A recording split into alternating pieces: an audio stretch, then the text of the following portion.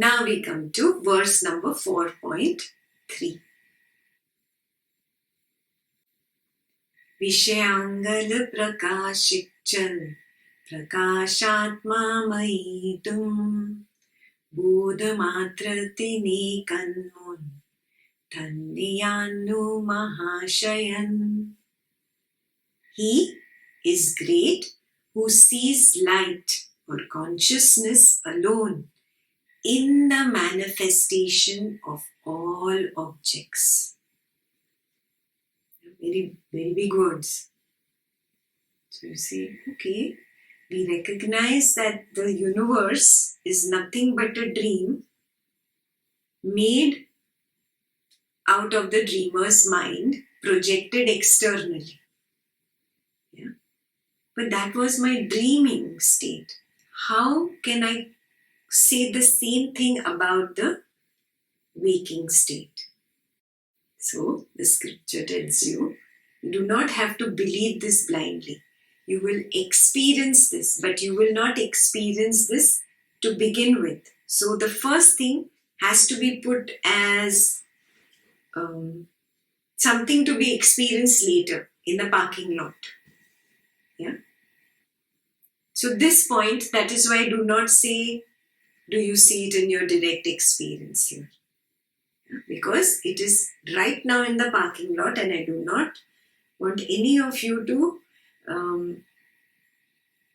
make theories and make assumptions that I experience it. Yeah. So this is when Nisargadatta Maharaj is already there, and he keeps saying that my world is full of me. So it is very possible for somebody to get there. One day I might get there, but right now I keep this very clearly in the parking lot. I do not fool myself. Yeah, and it's just one sentence, nothing more.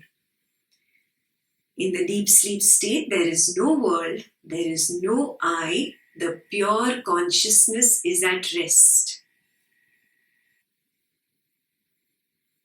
Yeah. It is just resting. The pure consciousness is just relaxed.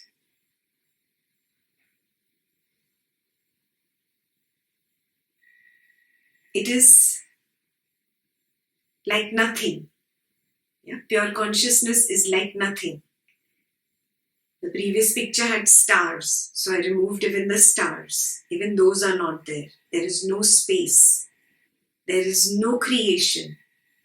Pure consciousness is at rest. It's that deep sleep state of the pure consciousness.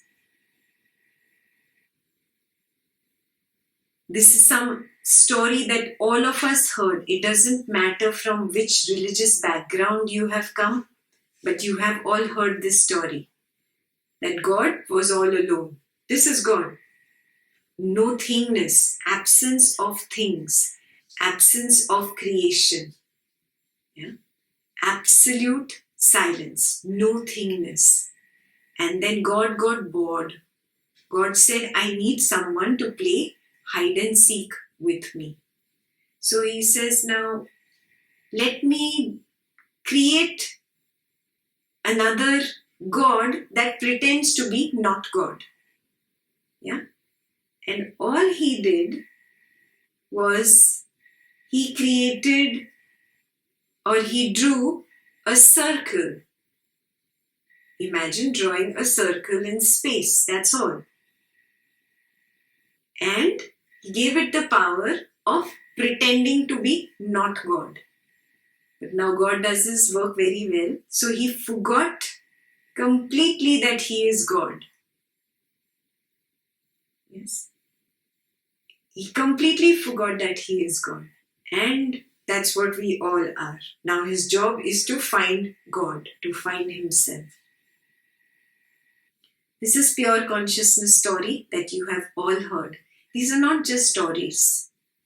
It is very experiential to recognize this as you proceed on this path, that I, the awareness, I, the pure consciousness, willingly, voluntarily stepped out of my infiniteness and created a finite just to play, just to have fun, because we do not have any proper explanation for this, and we just term it as the Maya. So it starts playing with this form. Yeah? This is not God. If you recognize, it is a circle that obviously starts receding and wipes away and finally becomes God in the end. Yeah? Is that circle different from the rest of the space? Just because it has certain amount of space enclosed in it, does it become a personal, individualized consciousness separate from the rest of the infinite consciousness? It cannot. Yeah. That circle was only a name and form, nothing else. And it has a certain function, playing with God. That's all. That name and form is anyway going to dissolve. It dissolves in some time. It doesn't exist for too long. Yeah? For God, it is drawing a line on water. And it is completely going to dissolve and unite back with that infinite consciousness. That is who we are. This pure consciousness willingly, voluntarily forgets itself, steps into imagination and creates form. And this is the dream world. It is called the waking dream by Ashtavakra. He calls it Jagrat Swapna. So, I am the waking dream character in this waking dream world. The waking dream character and the waking dream world appear together simultaneously at the same time, not before and not after. Yes. You get glimpses of this every morning. This projection happens simultaneously.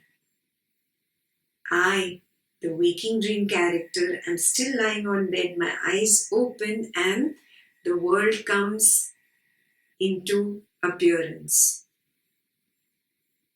I, the dream character, and the waking dream appear or arise simultaneously.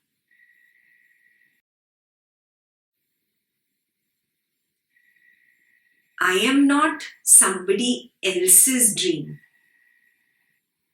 Do you understand this? Can I dream for you? I cannot dream for you. Yes, I can only dream for myself.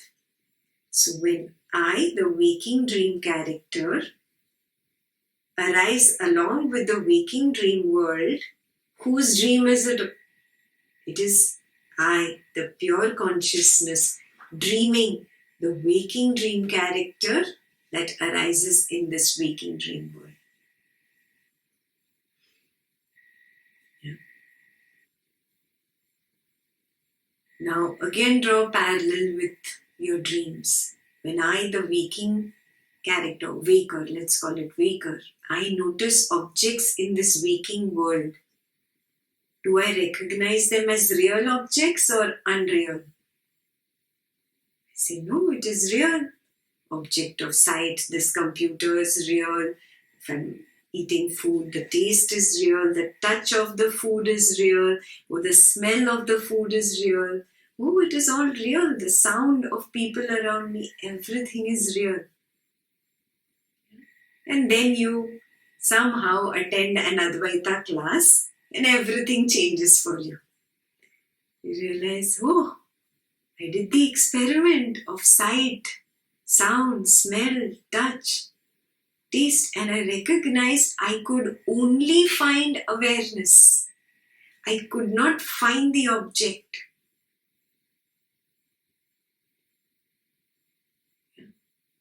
So this is where your homework number 2 comes up. Again and again, moment to moment, I have to start drawing a parallel between this waking world and my dream world. I have to do a thorough self-study. Then only can I progress on this path. I don't have to take any concepts and believe them, because belief is nothing but another conditioning. That is not the point of this session. Yes, no blind belief. If you don't experiment, you will lose out. That's simple. So you have to experiment, not take this as somebody's word that I have to follow blindly. I have to experiment. Yeah? So again and again I experiment. Neuroscientists also confirmed that, this is only electromagnetic radiation, and they did not experiment in your dream world, they experimented in your waking world. Yes? So they said that everything is just electromagnetic radiation. There is no universe of objects and people, shapes, sounds, colors. No. We create our own reality by projecting our mind. So we are projecting, and then we are perceiving our own projection, and then we are reacting to that which we have perceived, and then all the drama is created, and then we say we are suffering. How hilarious is that? So you have to start recognizing this. What am I seeing? Yeah? Is seeing, perceiving only seeing? Yeah? Is seeing happening outside, or is it happening inside the mind, like the scientist said? And if it is happening inside, how is it happening? Oh, I'm creating an image in my mind. Thoughts are nothing but images, and I am projecting that image out. And I'm calling that seeing. I'm only perceiving myself when I say I am seeing. This proves that knowledge of seeing the computer, seeing Ekta on the computer, does not prove the computer's existence or Ekta's existence. The knowledge of a thing does not show the thing's nature. It only shows knowledge. So, knowledge knows knowledge. Consciousness knows consciousness. Same experiment you do with hearing. Your child will call you, your husband will speak to you, your wife will say something, your parents will speak something, a phone call is received. How am I projecting this? How is this happening? Is there really sound there?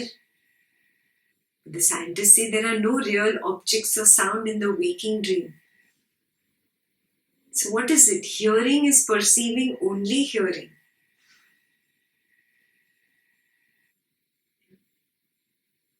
We realize that the waking dream character is hearing only awareness. Remember, in our experiments, we could not find the sound, we could not find the sense of hearing, we could not find the hearer. There was only awareness, only witness consciousness. So experiment again and again and again. And prove it to yourself. Oh, I only perceive myself. I only hear myself. Consciousness is knowing consciousness, because there is nothing outside of consciousness. Similarly, do your experiments on taste, on touch, on smell. Touching is only perceiving touching. Touching is not perceiving an object.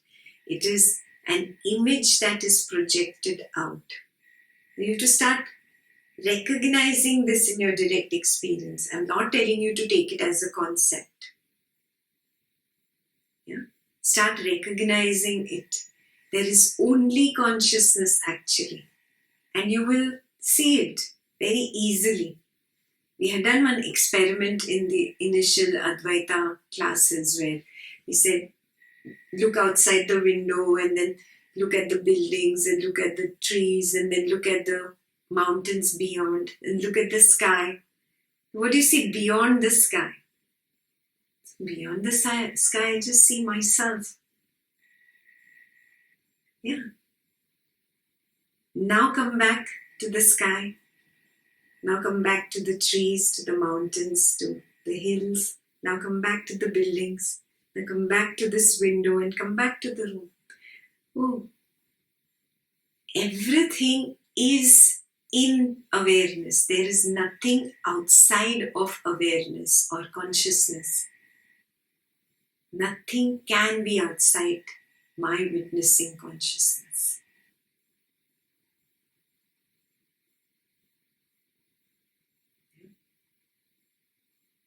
So again and again and again, recognize this. I cannot recognize the pure consciousness willingly stepping into the dream. But I, as the waking dream character, can sense the absence of real objects. I can recognize that I, the dream character, and the so-called object that I'm calling an object are both nothing but awareness. Whose awareness? Where is this awareness?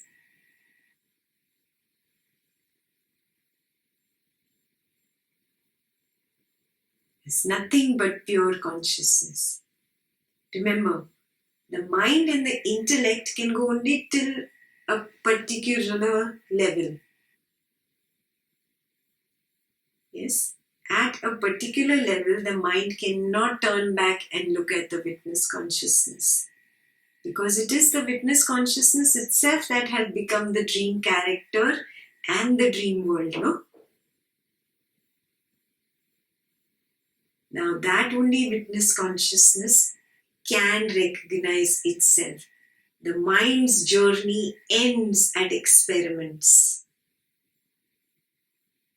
And the mind gives up thinking. When you give up thinking, give up intellectualization and just being.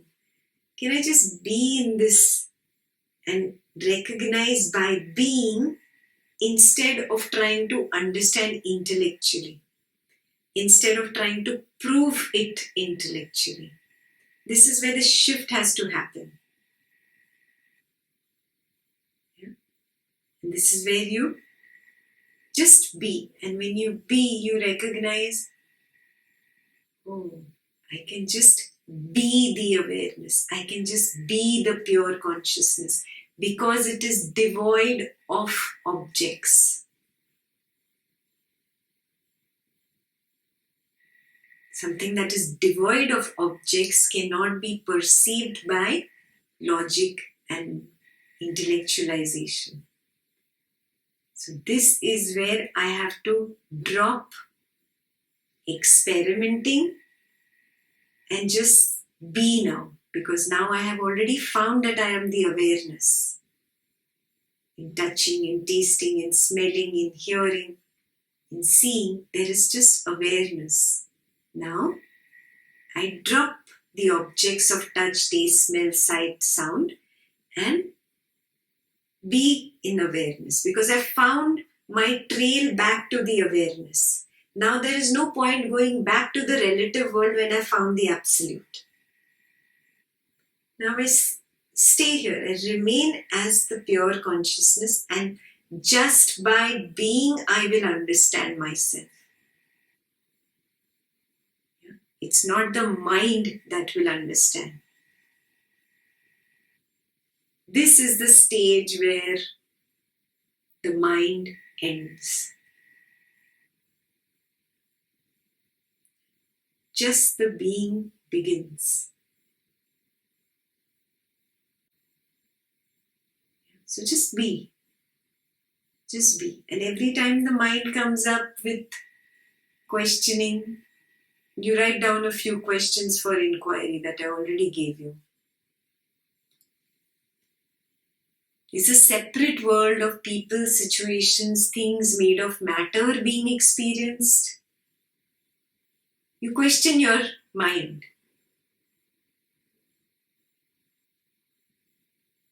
Really look, can you prove it that this object exists? Only this repetitive self-inquiry will make the mind give up its unnecessary feverish search of trying to look for putting the pure consciousness in words, and then you can just rest and then taste the deliciousness of pure consciousness. So what questions you can ask it? Is a separate world of people, situations, things made of matter being experienced by the dreamer? Who's the dreamer? She's sleeping. She's the dreamer, and the one on the swing up there is the dreamed character. Yeah. This is a waking dream, says Ashtavakra. Jagrat Swapna. What is happening in this waking dream? This dreamed character is now on the Advaita path and is now making an effort to see the dreamer. Is it possible? No. Yeah. So this is where the mind has to give up. Do you understand what I'm saying now? Because it's not possible for the dreamed character to see the dreamer lying in bed and sleeping and dreaming this. The dreamed character has still been given that recognition of what it is. Yeah? So I told you this dreamed character is nothing but that circle. Yeah? God created an imaginary container. Inside that container is God only. We are just pretending to be not God. We are pretending to be not pure consciousness. You see what I'm saying? Yeah. So this is where you have to become very clear that the dreamer's mind cannot be perceived by the dream character. But the dream character can just rest from the dream and sense the dreamer's mind. And when it senses the dreamer's mind, it recognizes there are no real objects, there is just awareness. Yeah? So there is no separate world of people, situations, things made of matter being experienced by the dreamer, nor the dreamed. Dreamed means the dreamed character, dreamer means the dreamer's mind.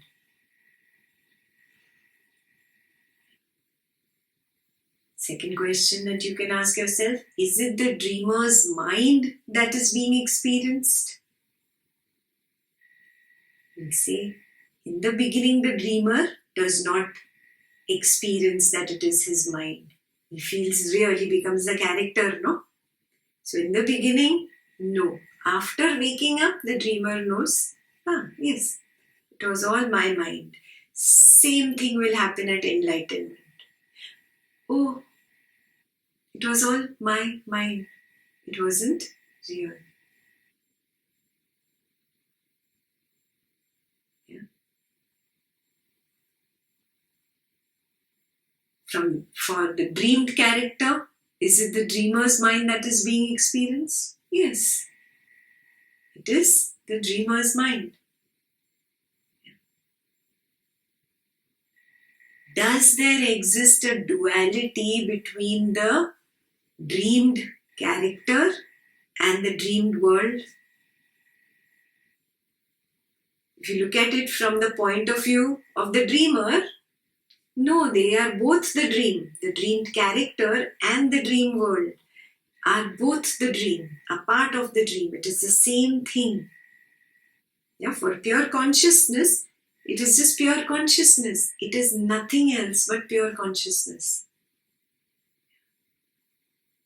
For the dreamed character, the one on the swing, for the dreamed character, does there exist a duality between the dreamed character and the dream world? Yes.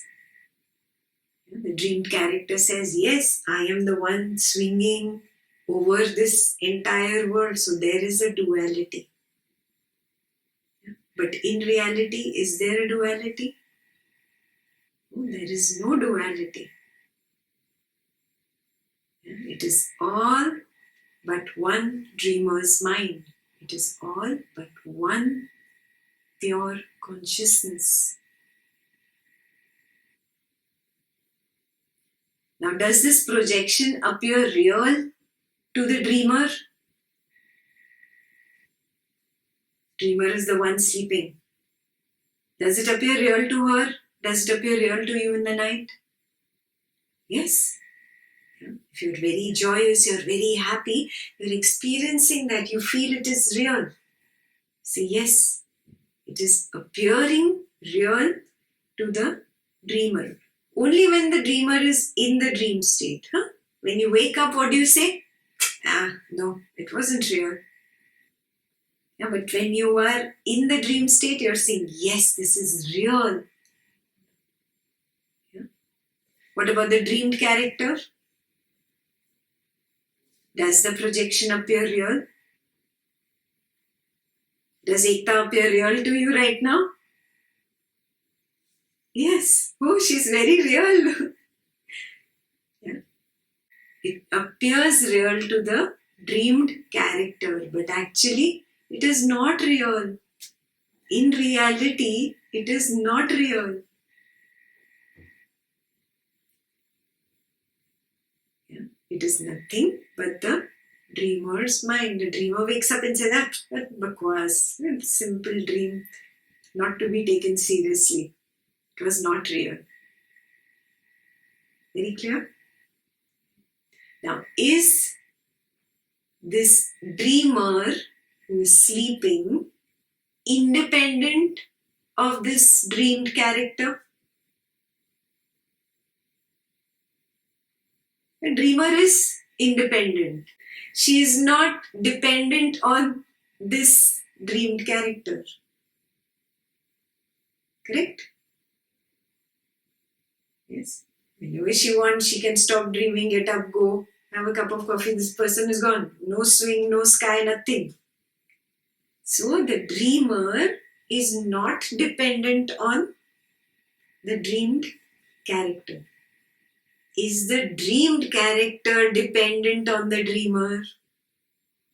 Yes, 100%. Can the dream character exist apart from the dreamer? Not possible. Completely dependent. Cannot exist without the dreamer. Can I exist apart from pure consciousness or awareness? I cannot. Can this world exist apart from pure consciousness or pure awareness? It cannot. There is nothing outside of pure consciousness or pure awareness. Is this very clear?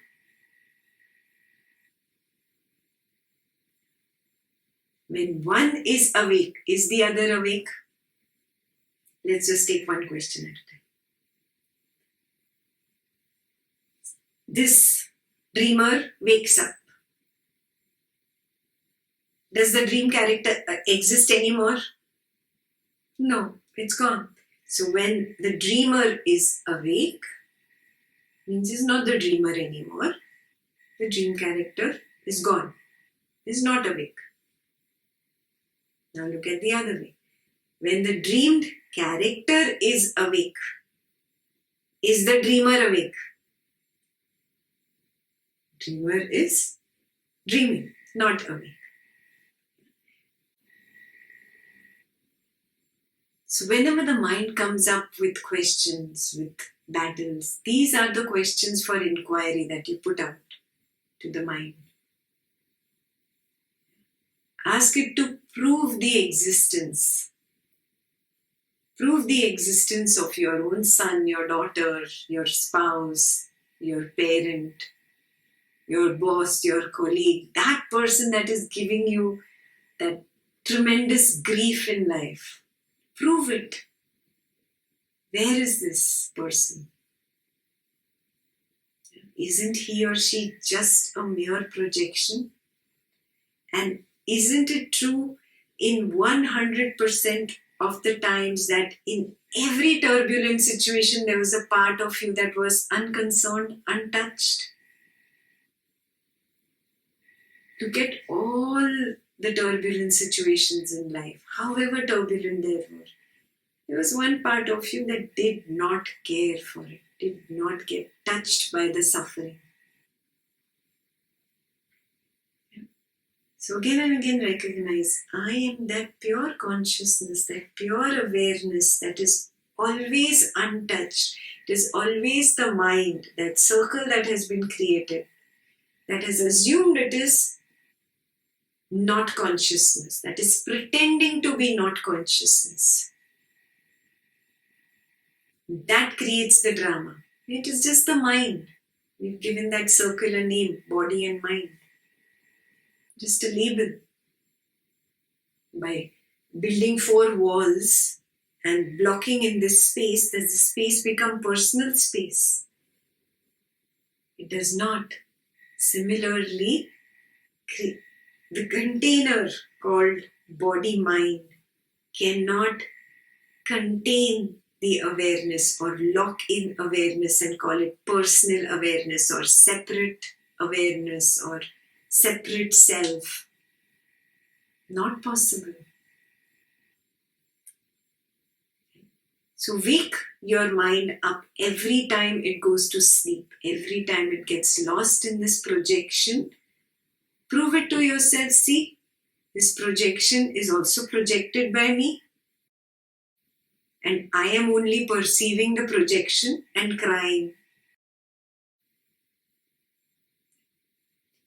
This needs a lot of research, self-research. So this entire week needs to be dedicated to self-research. Don't do anything else other than understanding how am I projecting and then perceiving what I'm projecting and then creating drama, reacting to that same perception, creating the drama in my own life, and that is my suffering. And in this whole drama, there is one little part of me that is untouched by this drama, this projection, that perception. One part of me that is not projecting and is not perceiving. It is just witnessing everything. And it is unconcerned also. And can I recognize that and understand that is my truth, not this continuous projection?